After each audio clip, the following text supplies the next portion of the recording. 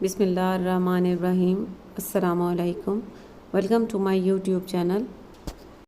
आज मैं ऑनियन को फ्राई कर रही हूँ, जो कि कोरमा के लिए, बिरयानी के लिए और हलीम के ऊपर जो गार्निश करते हैं उसके लिए इस्तेमाल किए जाते हैं। अगर आपको मेरी ये रेसिपी अच्छी लगती है तो मेरे चैनल को सब्सक्राइब करें और बेल आइकन का बटन प्रेस करना मत भूलें, क्योंकि इससे मेरी आने वाली हर नई वीडियो पहले आप तक पहुँचेगी।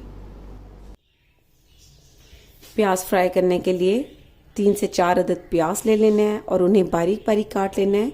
बारीक बारीक काटने के बाद उन्हें इस तरह अलग अलग कर लेना है, यानी आपस में ये जुड़े हुए नहीं रहे। इससे क्या होगा कि सारे एक जैसे ही फ्राई होंगे। आपको बता दूं कि प्याज को काटने के बाद और अलग अलग करने के बाद या तो आप इसे थोड़ी देर के लिए खुश्क होने के लिए रख लें, यानी पार्चमेंट पेपर में, नहीं तो टिश्यू लेकर इस तरह इन्हें खुश्क कर लेना है, ताकि इसमें जो एक्स्ट्रा हल्का हल्का सा पानी होता है वो बिल्कुल इस तरह खुश्क हो जाएगा।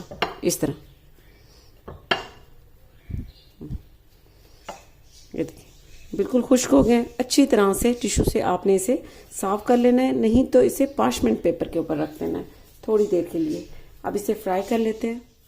प्याज को फ्राई करने के लिए फ्लेम पर पैन रखना है और इसमें ऑयल डाल देना है। आपको बता दूं कि प्याज को फ्राई करने के लिए ऑयल का इस्तेमाल ज़्यादा होता है, उसके बाद भी ये इस्तेमाल हो जाता है। आपने करी तैयार करनी हो, बिरयानी बनानी हो, यानी कि जितनी भी चीज़ें आपने सिवाय मीठे के ये इस्तेमाल हो सकता है, ज़ाया नहीं होता। अब ऑयल को मैंने गरम कर लिया मीडियम फ्लेम पर। अब इस तरह से ऑनियन को इसमें डाल देना है।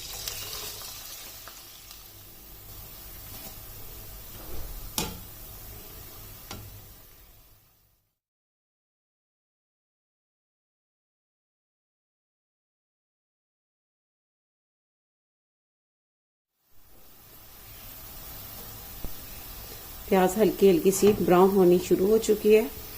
आपको बता दूं कि आपने इस तरह मुसलसल इसको इस तरह हिलाते रहना है ताकि सेम कलर इनका आए।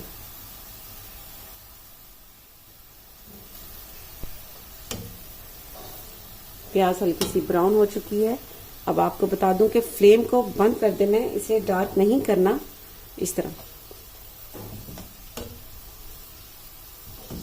कि बहुत ज़्यादा डार्क के चक्कर में ये बिल्कुल जल जाती है, इसलिए फ्लेम को बंद करके इसके निकालते और ठंडा करते तक इसका कलर बहुत ज़्यादा डार्क हो जाता है। अब इसे निकाल लेना है इस तरह करके।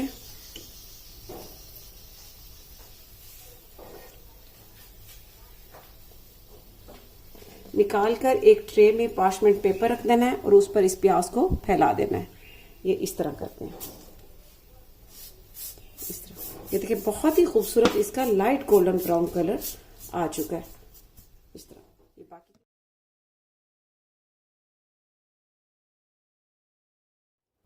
सारे प्याज ऑयल में से मैंने निकाल लिए। आपको बता दूं कि इसे दोबारा इस्तेमाल करने के लिए इसमें एक प्याज भी नहीं रहनी चाहिए। जितनी फ्राई की है सारी निकाल लेनी है और अब इसे ठंडा होने पर किसी जार में या बोतल में डालकर रख दें और दोबारा से आप इसे इस्तेमाल कर सकते हैं।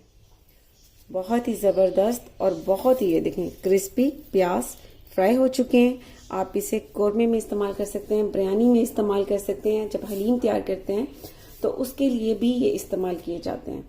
इसके अलावा आप कोई भी करी तैयार करते हैं तो उसमें भी ये प्याज इस्तेमाल किए जाते हैं।